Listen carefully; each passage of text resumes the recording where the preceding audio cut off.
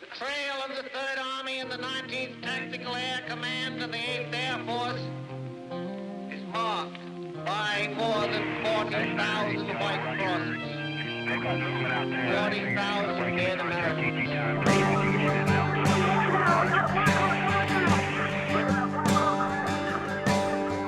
We were young and soldiers called to dedicate our lives in the name of God and country. Do what's just, boys. Go do what's right. A hot band of brothers waiting on our chance to add one more page unto the victory dance. Here am I, Lord, send me, send me. Victory lies in the spirit of the lives of the men who died for me.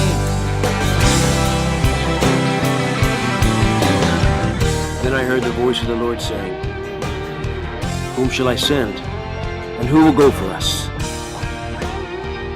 And I said, here am I. Send me.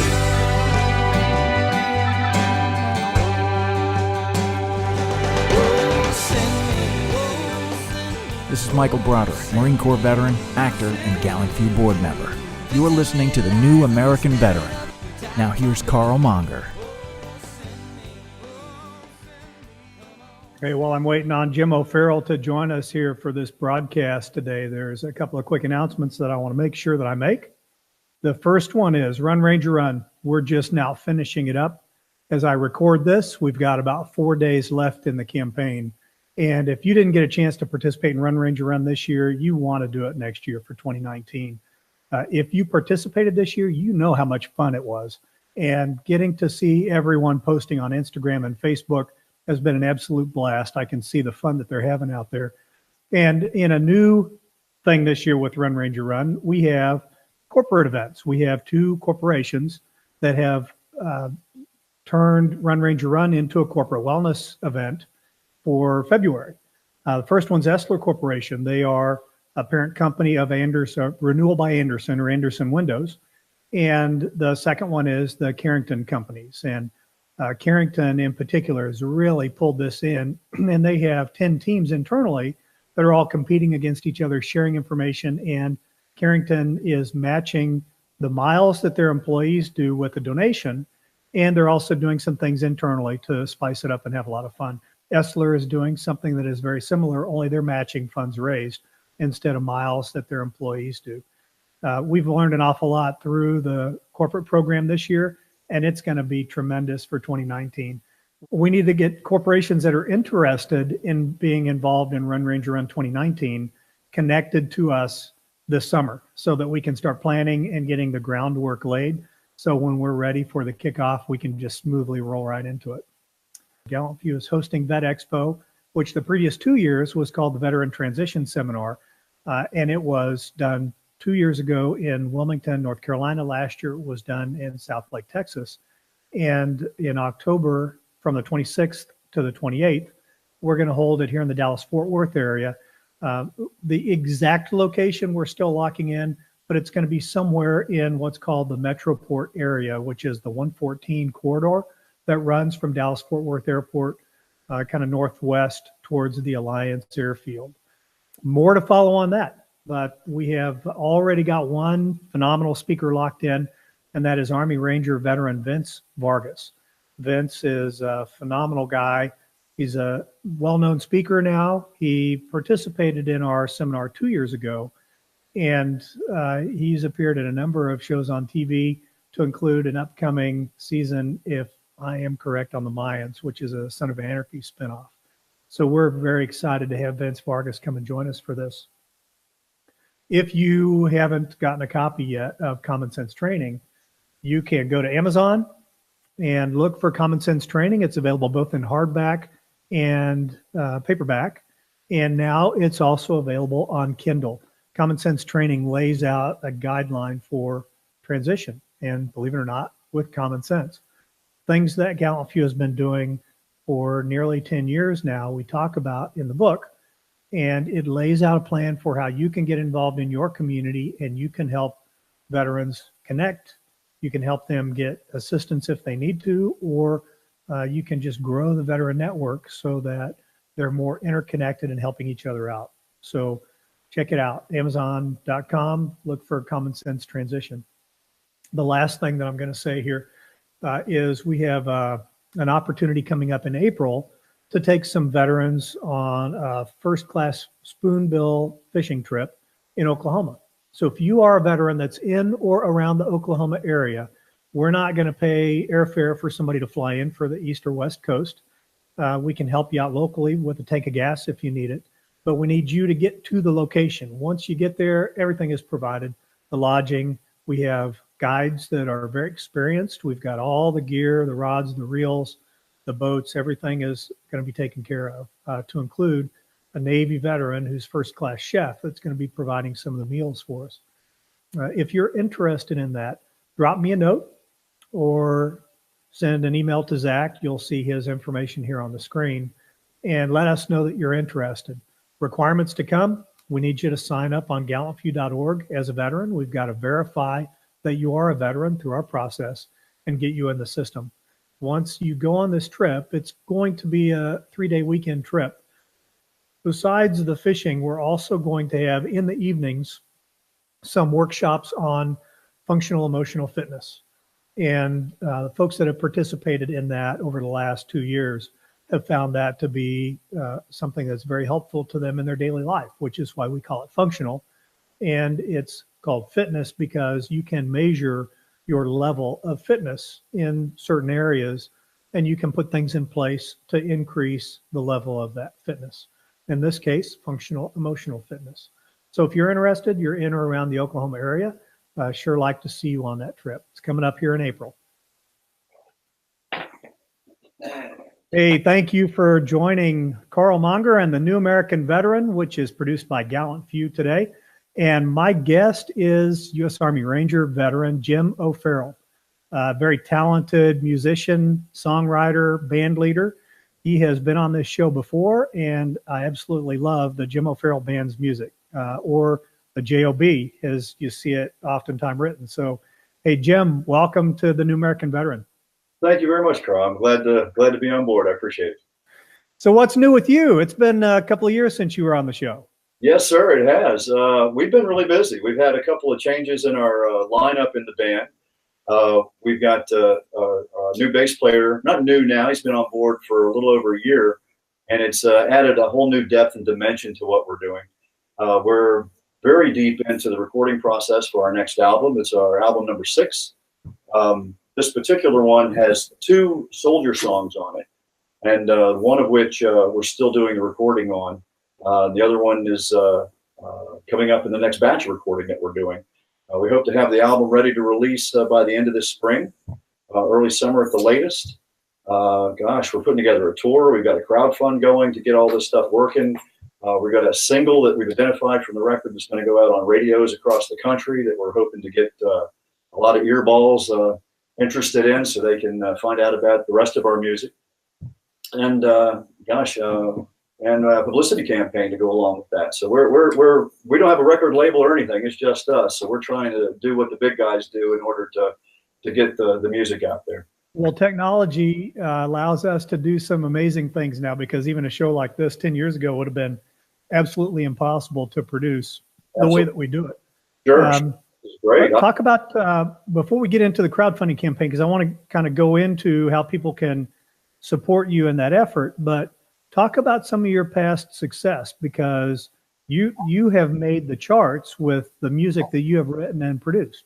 This is true. We've I mentioned before, this is our 6th album. We've had 5 previous, and like anything else, any new career field, because this is my retirement job. I retired from the Army in 2008 after my last deployment to Iraq.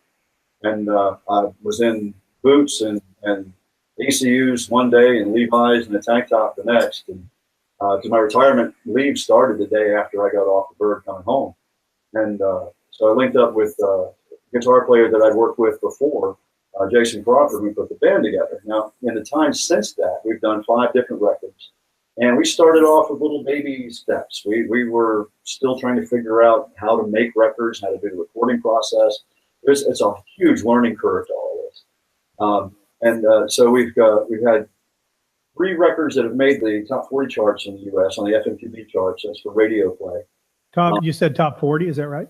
Within the top 40, roger that. And we had one is Messenger, and that was in 2012. That's one of my favorites. Thank you. I've always liked that one, and that one was one we expanded into all kinds of neat guitar effects as well. Getting away from my usual down, up strum stuff and my Gordon Lightfoot-esque kind of playing, and we expanded into more technology that was available musically with guitar pedals and so forth. And that's on Messenger actually. And then Feel was another one, which is a nice happy love song that did really well. It did 26 weeks nationally on the top 40 charts on adult contemporary radio.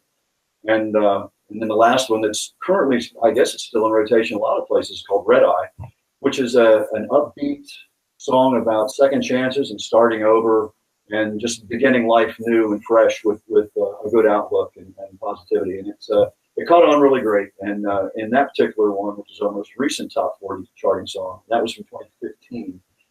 We had, for the first time, brought in extra people into the studios. We had additional vocals and big soaring harmonies and all kinds of stuff in that. So we've sort of taken everything we've learned from those 3 records and all the other songs that are on those albums and all the experiences in the recording studio and writing, and we're incorporating all that into this new album. How hard is it to learn how to do everything that you need to create the album? You have to have a tremendous amount of skill to come up with the songs and have them sound good in the first place, which is way beyond anything that I could do. And then not only bringing in the instruments and the vocals and all of that, but then just technically, how long did it take for you to say, okay, I got this, I understand now kind of how this stuff works together? I'll let you know. Still working on it. Still working on it. It's constantly a learning process. When we start a song, typically our process is I'll write a song from start to finish, guitar chords and lyrics, so where it's at a point where I can go to the local open mic and stand up in front of a microphone by myself and play it, and people do that. And once I get it to that point, I bring it here into our music room, which is where I'm sitting right now, and I'll play it for the guys. And if the connection is there and they dig what they're hearing, then Jared, he's the bass player. He hears where his bass line can go, and Eric on drums, he figures that out. They work together as a rhythm section, and Jason gets his lead guitar as his Les Paul, and he starts working apart. And we spend months on a song, arranging it, and essentially after I do the initial singer-songwriter version of a song, they take ownership of their specialties. They are the subject matter experts on those instruments. I don't play drums or bass. And they take my folky songs and they turn them into rock and roll songs and Americana rock songs and bluesy rock songs, or however it's going to go. I couldn't do this by myself. If I was doing this all alone, I'd just be playing open mics, doing that kind of stuff. It's the band is a unit, just like any military unit. We function. I think one of the keys is to function at a level of professionalism, just like a squad would do or a platoon would do. And it's amazing to me. I've always been floored by the transference of the military organizational skills into this work. I play music and I write songs. I'm not running around and doing infantry stuff anymore. But all the operational aspects of my military training still come into this. Putting together your flow charts. I'm like an S3 section when it comes to putting these things together. The process it's a lot of work. You can play music and write songs and do that, or you can do it well. And we're trying to do it well. We're trying to do something relevant, something that connects with people, and does more than just get their toes tapping. Those are great. We have some good toe tapping songs, but we try to put together songs that can really reach out and touch people in their hearts and their minds, and where they feel connected and can relate to the songs that we're doing. And I think we're finally figuring that part out. It's funny. I think I don't remember the exact quote, but it's something about how instant success is a result of years of very hard work and intentional, deliberate planning. Absolutely right. There's no such thing as an overnight sensation without 15 or 20 years of hard work. I'm hoping it doesn't take me 15 or 20 years, but we've been You're at 10 now. well, we've been at it for 10 years now, and we have. Oh gosh, I think we've evolved to a point now to where our music says what we want it to say and translates and is digestible to large mainstream audiences. And our task now is not only to maintain a standard that we have for our songwriting and our performance, but also in our production, our studio recording production, and to try to do the business part of it. The publicity itself in the end is tough. I mean, you can have a better mousetrap, and nobody's going to beat a cat through the door if they don't know you've got a better mousetrap. And it's the same with music or anything else. Music essentially is our product, and it's our commodity that we're trying to get out there to the world. And the hardest part is what you're helping me with right here. Actually, is just trying to let people know what we're doing. Yeah, we need to start getting the word out, and as part of that, you have your crowdfunding campaign that's going on now. Gallant Few is very honored to be one of the donors to help make this thing come together, because the work that you do, the message that you have of transition and taking charge of your transition, but doing something that is within your passion and turning that into something that touches other people, and then in turn is rewarding to you, gives you more purpose, and hopefully will at least give you enough income that you can pay for what you're doing, if not a little bit more than that. But tell me about the campaign that you have going on now, how people can support it. Will do. First, thank you very much for endorsing and getting behind us on this too, Carl. Gallant Few you say it's an honor to support us. It's an honor to have you supporting us, for you to have the confidence in what we're doing, and I appreciate that, as do all of us in the band. But it's funny you should ask about our crowdfunding. I just happen to have this little thing right here. This is where we're at. We're trying to get money together right now we've already paid for the recording aspect of this. We've had a benefactor, a military family actually, who has helped us with all the recording expenses. So we have top level production and top level recording facilities that we're using. And now to continue that quality of our music into the next level, we're trying to get all the funding that's required to put the single, Lisa's Songs, the title of the single, to put that out on the radio, as many radio stations as we can. And we have a radio promoter that specializes specifically in that, who we've used in the past, and that's how we got the radio stations to pick up our last 3 songs that made the charts, actually. So we're using that same promoter. But in addition to that, having learned from the past, we now know that if we're going to do a single on the radio, we also have to do a publicity campaign for that in order for other radio stations to know about it and people to be aware of what we're doing. So we're going to do the radio single in conjunction with a publicity campaign, in conjunction with a music video, in conjunction with a tour to follow it all up. So we're trying to do everything that Billy Bob Records Incorporated would do if we had a big label, only without the label. And without the label, we don't have the cash resources. So we're relying on the benevolence and generosity and confidence of friends and family and fans to help us and be a part of our step in the next level is what we're trying. When the music is ready to release, will it help if we get our network to call local radio stations and say, hey, we request this song? It would help if everybody listening to this right now were to do that. It's and follow us on Facebook. We're on Facebook and Twitter and Instagram and everywhere else. We are as plugged in the social networks as we can possibly be, because that's of course where everybody is going for to get all their information and news and so forth, entertainment, music. So we're really plugged into that. So anybody that can follow us on those, and then anybody that can call the radio stations local and recommend us. Also venues. If you have a favorite music venue, a live music venue, you want the J.O.B. And the J.O.B. stands for the Jim O'Farrell Band. I get asked that all the time. What's it stand for? It stands for the Jim O'Farrell Band. But nobody can spell that or can remember it, except me and my mom.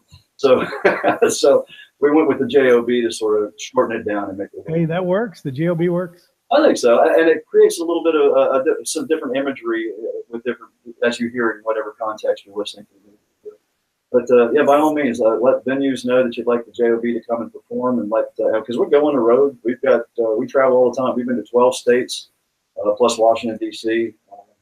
And you're based out of Virginia? Yes, we are. We're in Richmond, Virginia, and we travel a lot. We've gone from the Ohio banks of Lake Erie all the way down to Columbus, Georgia. We played the Best Ranger competition back in 2013, the opening concert for the concert down there, and which was a great time, by the way. And yeah, it was good to see you there. Yeah, that may be the last time I saw you. It was. Face to face. Last time we had a chance to shake hands. I hope to get out there to Texas and shake hands with you again at a live show sometime soon too. Well, I would love to help coordinate you guys coming out here and playing. That'd be great. There's tell me, when you come out and you play a venue, is it like more of a nightclub type atmosphere, or is it I'm trying to think of the right word, like a small theater, or is it, what kind of venue do you prefer to play in, or can you play in? I would prefer to play at the Royal, I don't know, Madison Square Garden, I guess. But well, there is the stadium here the Dallas Cowboys play in. I think we could probably get our equipment in there. Get a loading dock. We play everywhere. It's my performance, especially for an original band. It's tough for us sometimes. One of the biggest challenges I have is booking. Everyone wants to hear the jukebox songs that they're used to listening to in a bar kind of environment, that kind of stuff. So we're sort of competing with all the cover bands that are in every town on every street corner for a Friday or Saturday night at a venue. It can be tough because not every venue is a patron of the arts. Most venues are beer salesmen, and they just want people to stay in there and keep buying pictures. And as long as that's happening, then you keep coming back. So that's the biggest challenge for us. But that was the same challenge that every band and every band that plays songs they've all had to endure that same challenge to get to where they are. So there's two forums here in the Dallas area that already come to mind. One of them is owned by Regiment veteran. And the other one is owned by a guy that's not a veteran but loves to do veteran stuff, awesome. To help out veteran organizations. So it's very cool. I tell you guys in the band all the time, you never know where the genie in the bottle is going to be.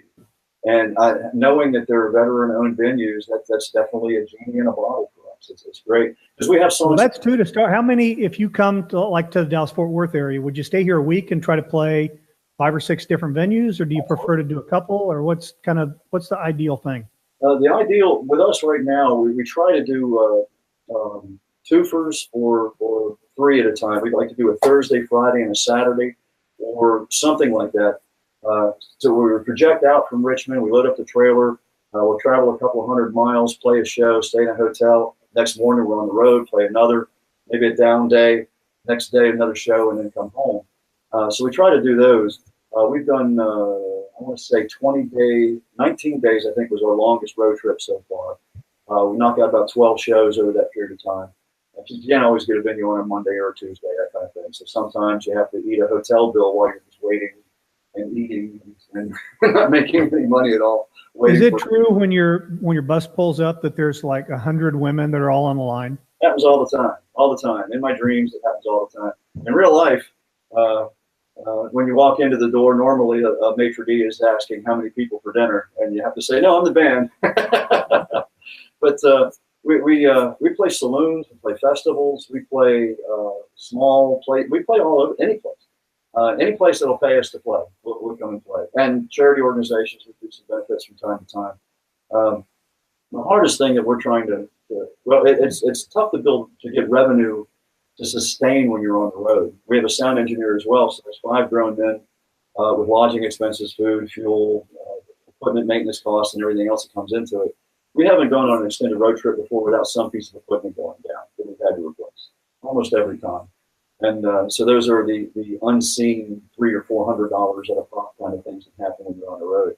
So it's the romantic part of the live performance is great. Once you get on stage and you're playing, the lights are on and the crowd is singing. When I look out in the audience and I see people singing words back to me that I wrote, that know my song, that's the most incredible feeling in the world. It's got to be a great feeling, yeah. Right, but when you leave with $42 in your pocket to split among 5 guys, it sort of takes the wind out of your sails.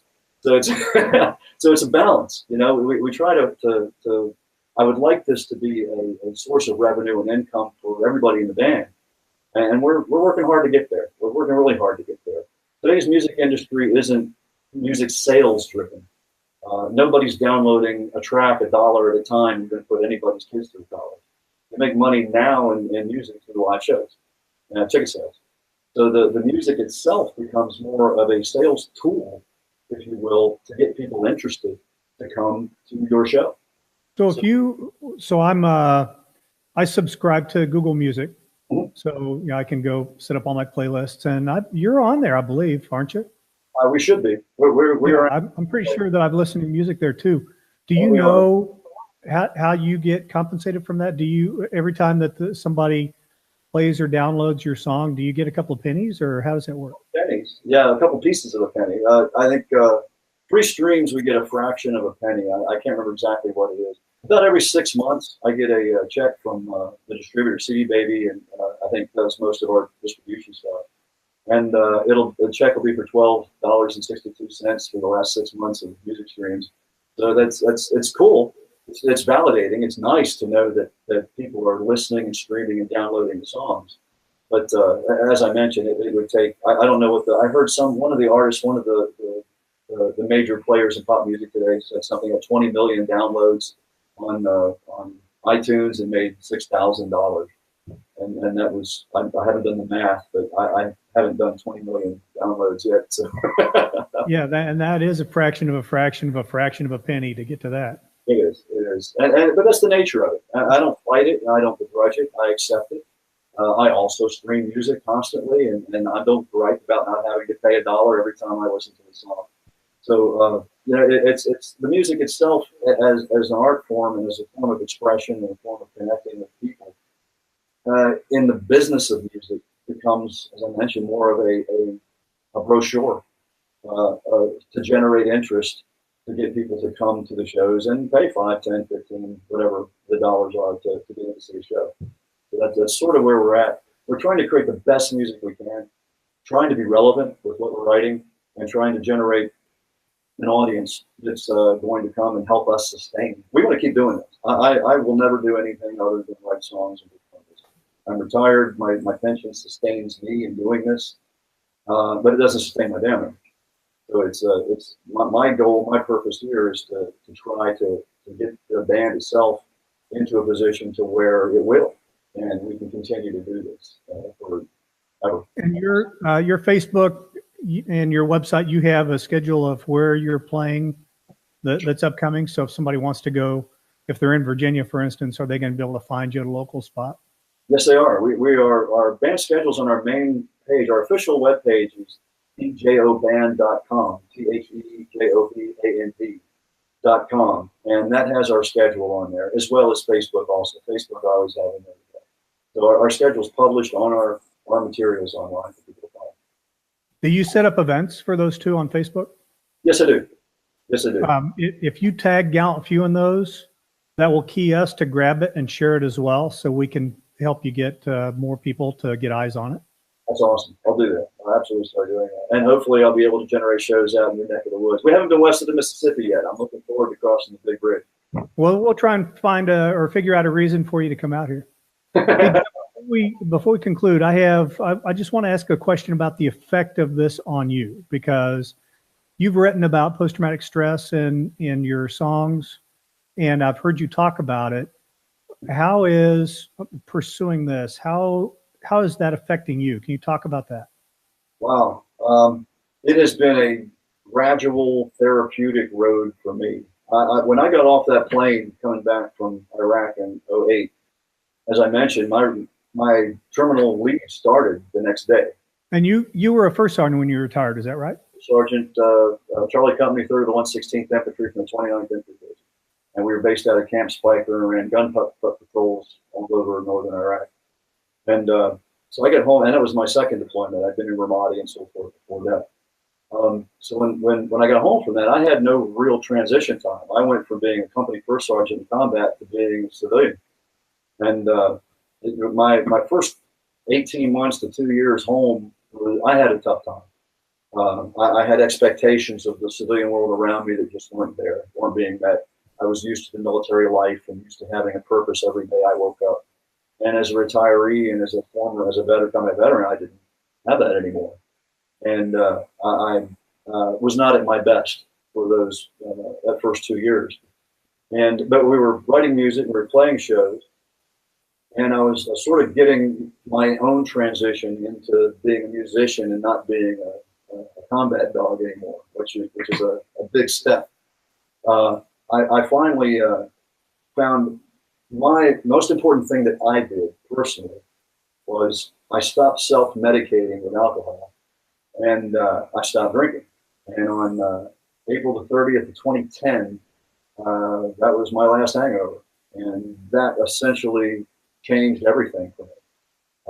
I was able to wake up feeling great. I started PTing much better. I got more focus, and my songs improved. Everything about life for me got better. And since then to this day, I've been very focused on the music, and I've been trying to get that across to other veterans. I think what I try to do with my songs, especially the two that we have coming up on this record, I think the most important thing that I can do as an artist and as a veteran is to reach those guys who were in that funk that I was in for 2 years and let them know that they're not alone. Because I think that the toughest thing for me to deal with personally at that point in my life was a sense of nobody to talk to, nobody understands, complete isolation. I felt extremely alone and sort of in the dark. And music helped break me out of that. And the songs that I write, not all my songs are military songs, and they're not all very deep and dark. We write a lot of songs about life in general, and some good bluesy stuff and some happy stuff, and love songs. But they're all given the same amount of attention and care and focus as everything else. But the veteran songs are the soldier perspective songs. First, I write from the soldier's point of view. I'm not writing about how gallant we are charging across the berm with our flags in the air. I'm trying to write about the emotions that we feel inside, and to let those guys that are in that same place that I was in know that they'll be okay if they accept, if they understand they're not alone, and it's not a bubble that they're in, that they can expand. There's life out there. There's people out there. There's things to do. People understand. The songwriter understands. So if they listen to the music, listen to the lyrics, there's something in there for them. A little anecdote. We played a show at one of the craft brew places, beer places that are really popular here on the East Coast a year or two ago, and about a year ago. And everywhere I go, whenever we play, I'm always finding some of my former soldiers. It's 1 or 2 or 5 soldiers that I knew in Iraq who follow us, and they just show up. And there they are. I recognize now their bearded hair, and they got their wives with them and kids. They lived and they have families, and it's wonderful to see them. And we're at this place, and we're playing one of my soldier songs called Nowhere. And Nowhere is a very introspective, PTSD-oriented song, and sort of trying to describe that place. And as I'm singing the song, I look out in the audience, and there's my former soldier out there with his wife and a little baby girl, his daughter, and he's singing the song with me. He knows all the words, and he's singing it with me, and he's connected with it. It helped, it got to him. He connected with it. And that's one guy. And that's what I hope to do in my little small way that I can offer. It's what I hope to do with those guys that need it. I managed to get through all that without that, I think. I had all kinds of support too, family and friends as well. I'm not the Lone Ranger who just suddenly freed myself from a cocoon of misery. You know, I had friends that believed in me and urged me on and kept me going until I stopped damaging myself. And I think that's what I try to do with these songs. We have one coming out on the new record called Glory Never Comes. That's written from the perspective of a homeless veteran. 40,000 veterans are on our streets every day here in the United States of America. These are veterans that serve their country, and they're overlooked and stepped over and occasionally thrown a quarter or two. It's a travesty. And the Glory Never Comes is in this album, and along with another soldier song. The purpose of Glory Never Comes is to get that out, that perspective, that point of view to people that might not otherwise pay attention to it without them even really realizing it. You know, they're listening to Lisa's song, they're digging it, they're tapping their foot, they're playing air guitar with it. And then they get a little later in the record, track 3 or track 4, and here's this song about homeless veterans that they're listening to now. So people who wouldn't even think about this issue get an opportunity to be informed through this song that's in this record that they didn't buy for that reason at all. You know, they're listening to it because they like the music, and suddenly there's this song, and maybe that seed will flourish once they hear it. Are you going to do a music video about Glory Never Comes? Absolutely. We've wargamed that quite a bit. We're trying to figure out exactly how to approach that from a creative standpoint. You know, it is a business. It is entertainment. I don't want to do something that's so dark that people will watch it once and say that was great, but I never want to see it again. And because there are movies like that make an impact. And you know, we did a 10-minute short called Prisoner of War that's like that. It's extremely powerful. Absolutely. But you don't want to watch it more than once. And they're great movies. Schindler's List is one of those fantastic movies, I think. But it's not one I want to go see twice or take my kids over and over. It's not like Lion King. It's it's a whole different thing. So approaching the music video is going to be interesting, and it's not something I'm going to hit by myself either. We're all going to collaborate. Our video crew, our videographers are going to collaborate with us, and we'll figure it out. We're going to do everything we can to present it. Hit me up later on too, because we can talk about that. We have a couple of film projects out in the works, and we might be able to use some of your music. Oh, that'd be awesome. That'd be awesome. I want to touch on real quick. You'd said when I asked about the effect of the music on you, how you had gone through the self-medication all the way to isolation, even though you had a supportive group of family and friends. And that is such a common theme that I hear from veterans, all branches of the service, brand new veterans to veterans that have been out for decades. Yes. They've all gone through that. And you probably, like most of them, as you're going through it, you feel like you're the only one going through it because you can't tell that other people are going through the same thing. And it's tougher on senior leaders, I believe, because I was a first sergeant. We're supposed to be tough. We're supposed to be the guy you go to. You know, senior leaders are supposed to have the answers. Yeah, who are you going to talk to say, hey, I'm not dealing with this very well? What does an officer, a senior officer do, or a senior non-commissioned officer do, especially if they're still in service? You know, with the stigma of counseling and that kind of stuff. I was, you know, to be a Ranger and an infantry guy, we're hardcore. You know, we've got woodpecker lips. It's the way it is. You don't do that.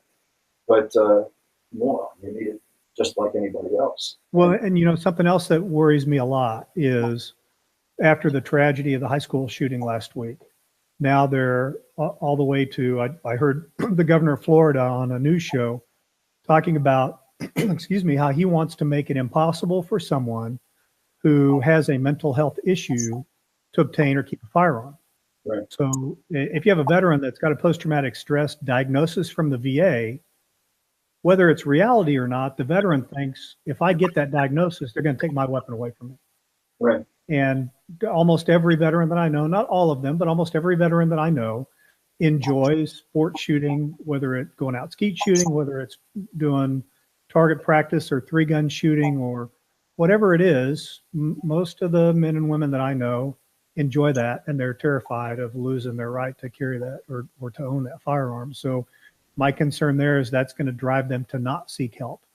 And my message to them is, if you don't want to go and talk to a professional or somebody in the VA, then come to a network like Gallant Few and talk to other veterans so that you have that outlet and we can help find a way for you to get some assistance.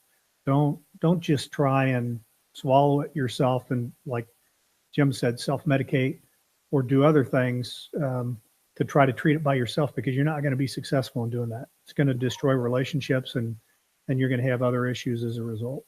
Yeah, it can be a tough road, but I think that one of the things that we're going to do. You'll notice I have my Gallant Few coffee cup. I have. Nice, thank you. The Gallant Few mission is definitely one that I stand behind, and I've recommended. I've told everybody that I can about your mission, because I meet a lot of veterans at shows. We'll play Nowhere and some of our other songs, Guardian, and some of our other soldier songs. And I asked before we play them, are there any veterans in the audience? I'm always surprised by the few hands that go up. I expect when I first started doing that, I expected to see a whole lot of people. And we go to some shows where we'll have 50, 60 people in a room and not a single hand goes up. And I'm always sort of surprised by that. But that's not always the case. Sometimes half of them, there's some good response. But I always ask that. I always ask how many veterans are in the audience. And they listen to those songs. They listen to Guardian and they listen to the other soldier songs. Sound of the Guns is one of our more recent ones. And after shows, all the time, if there's anybody that's a veteran in the audience and the show is over and we're putting guitars in cases, they always come up to me afterwards and want to talk about that song. Tell me what unit they were in, where they were, when they were there. And I find that connection extremely gratifying. And I also hear, without getting too sentimental about all of it, I'm always genuinely touched when they tell me that they were touched by whatever the song was that we played, and that really makes it all worthwhile to me. It's very satisfying. Well, Jim, thank you so much for being on the New American Veteran, sharing your story. I wish you all the success in the world on your GoFundMe campaign and on your album and your tour. And anything that I can do to help you or my network can do to help you, let's get us all engaged. Thank you, Carl. I appreciate it very much. And before I sign off, let me hold this up one more time. It's a GoFundMe, again, for the single on the radio, for national exposure, for the publicity campaign, for the music video and everything else. Carl, we're very appreciative, all of us, for the support and endorsement from Gallant Few, from you and Gallant Few. And we're going to make it proud. We're working really hard. One day I just want everybody to hear what we got and to understand that it's more than just pop music. It's relevant and it has a lot of heart and passion and a lot of meaning in it. And it's there for everybody. It's not just for soldiers, but for people who have veterans in their lives as well. I think some of our songs let family members understand also what might be going on in the head of their loved one that they couldn't quite put their finger onto. So we're doing. Jim, there's a lot of times people say thank you for your service when you get to a point like this. Sure. And I don't like to do that because, although I do sometimes, but I don't prefer to do that because when somebody says that to me, it makes me feel a little weird. Like, I didn't just bring you a refill on your Coke, or I just, for some reason for me, it makes me feel a little weird. But what I prefer to substitute that with is thank you for my freedom. And when somebody says to me, thank you for my freedom, I'm like, hell yeah, damn straight.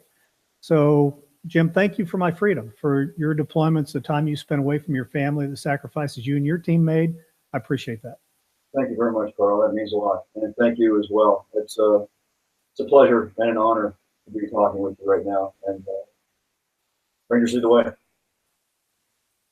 That's a great place to end it. I'm going to stop the broadcast right there.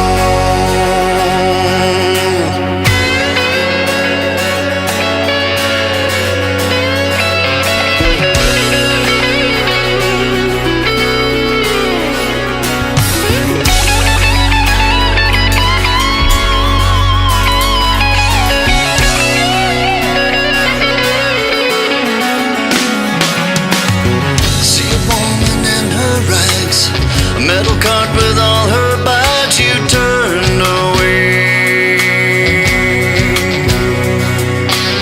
I saw a shadow in the glass, a quick scream that did not last. You laughed it all away. The edge, it sharpened now, so cut away. Our eyes stare at the ground, all led astray.